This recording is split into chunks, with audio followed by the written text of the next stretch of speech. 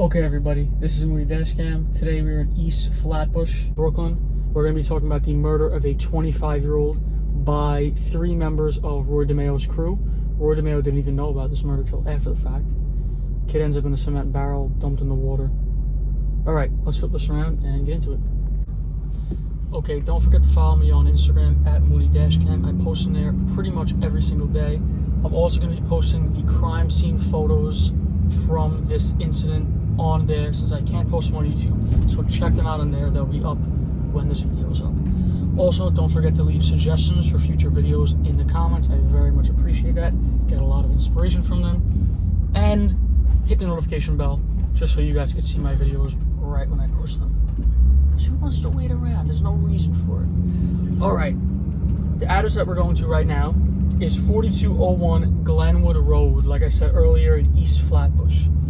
It was the previous Dinome Auto Shop.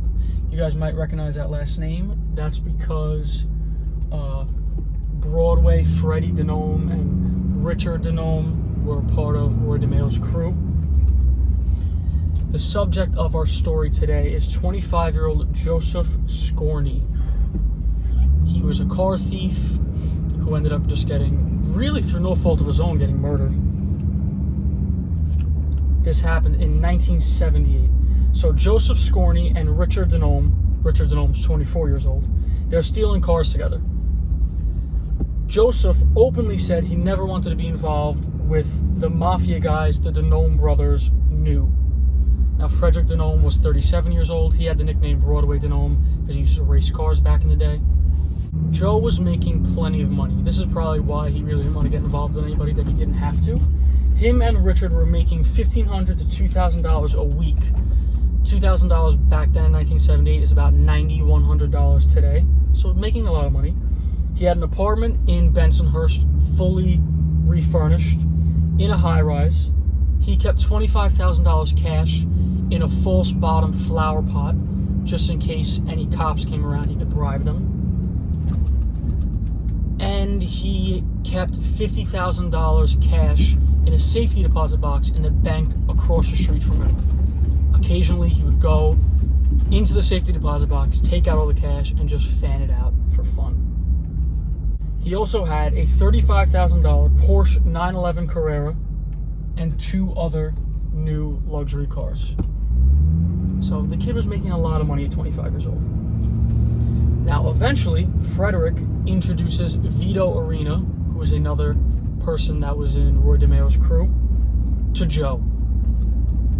Vito knew Joe when Joe was a kid, and I think Frederick kind of lied a little bit, saying that Joe always talks about how Vito taught Joe everything he knew about stealing cars.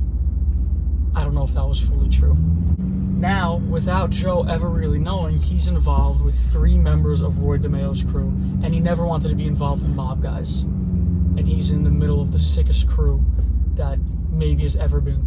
Now, Roy DeMeo makes a deal with a Middle Easterner who exports cars. Vito, Joe, and Richard are stealing 5 to 7 cars a night, about 5 nights a week. Already. Joe hears about Roy's deal and wants no part of it, even though Roy is getting them $5,000 per car they steal that goes to this Middle Easterner that's shipping them to Kuwait. Many different reasons are brought up for why Richard wanted Joe dead. They didn't really have a bad relationship or anything like that. I know that Richard was a little bit annoyed that Joe never let him break into the cars when they were out. He wanted to switch back and forth, which is the stupidest thing to be mad at. You know, just have a friendly discussion about it, and he solved that. You guys are robbing 5 to 7 cars every night. It's unbelievable. Okay, we're pulling up here to the left. These 3 brown gates is Dinome Auto Shop. Was Dinome Auto Shop. It actually still is a mechanic shop. Okay, so this is the shop.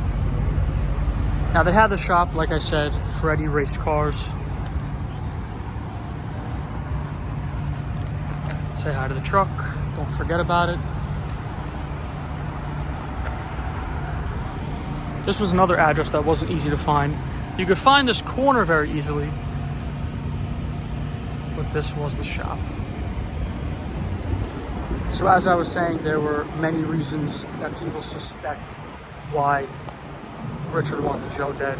One of them was that he wasn't letting them break into cars. They weren't switching back and forth.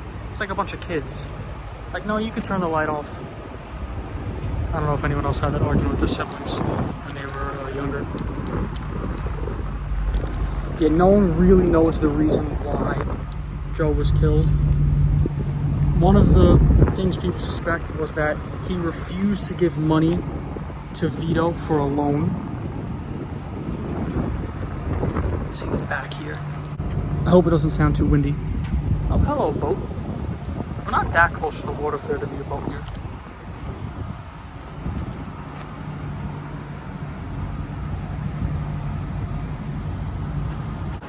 Well, one reason was that he told Vito that he would hurt Richard's kids if he ever touched his Porsche.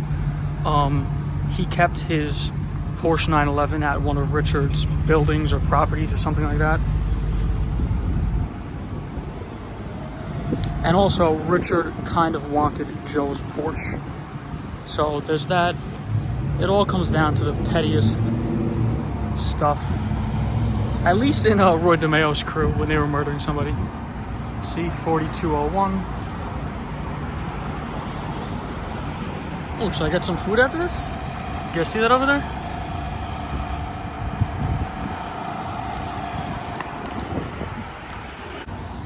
And probably the main reason why he was killed was because he refused to be a part of Roy's deal, which would make them a lot of money.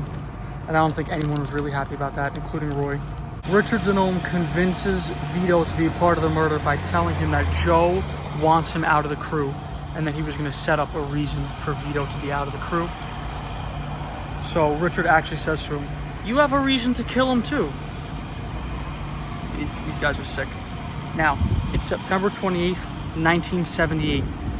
They're at Dinome Auto Shop, right here. The people there are Vito, Richard, a guy named Ronald Bulldog Turkain, Turekain. He was a lookout outside. And then a guy named Joseph Lee, who nobody else knew was there, but it was Vito's lover, boyfriend.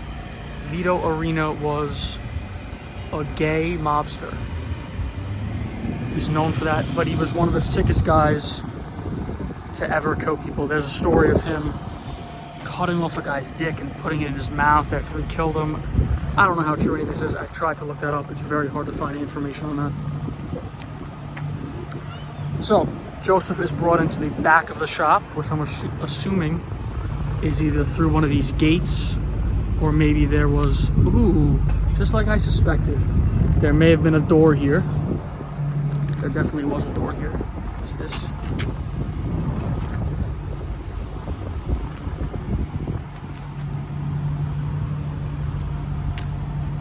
No parking. You think I listen? So after he walks into the back of the shop, he's leaning over a workbench. Now Vito's testimony, because he did cooperate, he said, "I remember taking the gun out of my pocket and pointing it at him, at which point I shot him. I shot him the first time, the bullet hit his shoulder blade," so he had his back to him. He was wearing like a denim jacket, Joe. "Bounced off his shoulder blade and just fell on the floor. I just looked at it."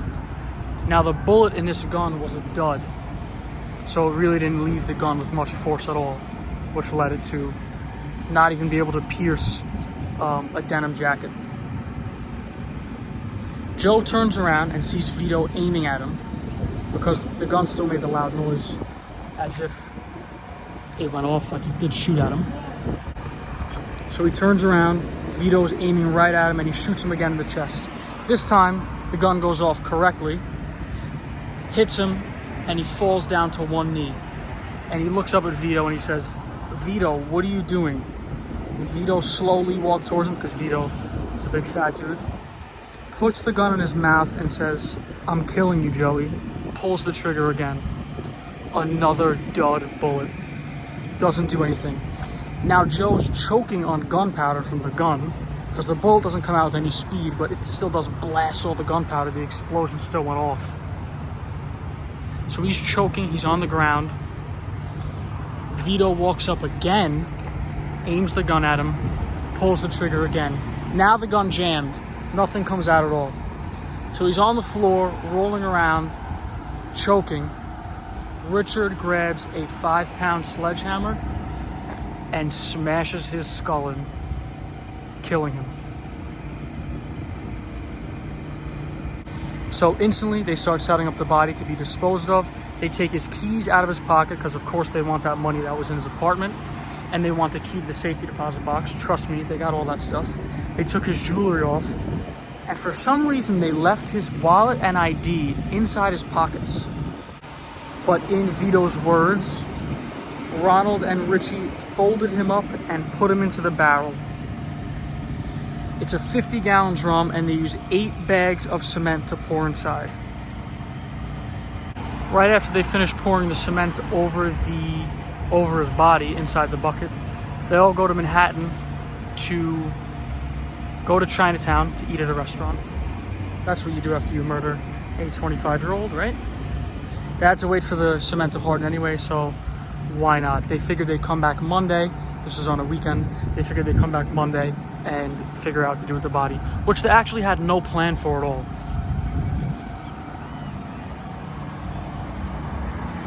The barrel was kept in the shop for days until Richard had a dream that his hand was popping out of the cement. And he woke up freaking out. He called his brother. He wanted to ask what to do with him. His brother said, just dump him in the ocean. He's like, in the ocean? Where? So the only thing he could think of was to bring it to where his brother goes fishing. Let's finish this off in the truck. So he pulls up with his friend to the shop. The article that I read only said his friend, but I believe it was the guy Ronald, with the nickname Bulldog, and with a van, and they load the cement barrel into the van. I can't imagine how heavy that was, because you gotta think maybe the guy's 150 to 190 pounds, whatever, and then 8 bags of cement inside a drum into the back of a van. It must have been wildly heavy. Then they're driving out to Long Island because the only spot he knows that he could think of to dump this is in Center Moriches, Long Island, which is far away from here. Originally in this video, I was going to be going from Brooklyn to Center Moriches to where they dumped the body. But for the life of me, I cannot find where they recovered this body from. I have a picture. I looked through everything I could look through. If anybody has any idea where they dumped this body, leave in the comments. Please, I would appreciate it. He tries to get the directions to the place from his brother Freddy. His brother Freddy doesn't want to go because he's at a wedding anniversary party for himself. They end up not being confident in being able to find the place, so Freddy leaves the wedding party to hop in the van with them to go to this pier, this fishing pier in Santa Moriches, and wow, if you could see this dude, he is dressed to the nines. I just stopped me here. I don't know if you'll be able to see him in the back. You see his hat? Yeah, there you go. They drive over to the pier, back the van up to the water. As they're pulling up, they notice a couple like messing around in the weeds. You know, very PG, messing around. You guys know what I'm talking about. And apparently they never even looked up from the weeds, from messing around with each other. Dumped the body, pulled away, hear nothing of it. That's in 1978. Now, in 1982, Vito Arena's lover, Joseph Lee, gets in trouble. Vito then cooperates, wanting to be in jail with Joseph Lee because he wants to protect him. Joseph Lee's only going to be in jail for a year. He cooperates. He tells him exactly where this body was dumped. There's a picture that's going to be on my Instagram of them lifting with a crane the barrel out of the water. When they took apart all the cement and got to the middle, both of his hands were over his chest, over his wallet and ID that were still intact. People think that Vito left his wallet and ID on him intact, almost to have like a get out of jail free card if anything happened, which he kind of used it as that. to say, listen, this guy was killed, he's here, I know exactly who he is, and then you have the ID card to prove it all. So I don't know how much truth there is to that part of the story there, but that is pretty much everything I have to tell you. Oh, wait. 1985, Vito gets sentenced to 18 years in prison for this murder. Almost everybody else in this situation was killed, because really anybody that surrounded Roy DeMeo was killed. So, hope you enjoyed either way, and I'll see you guys in the next one.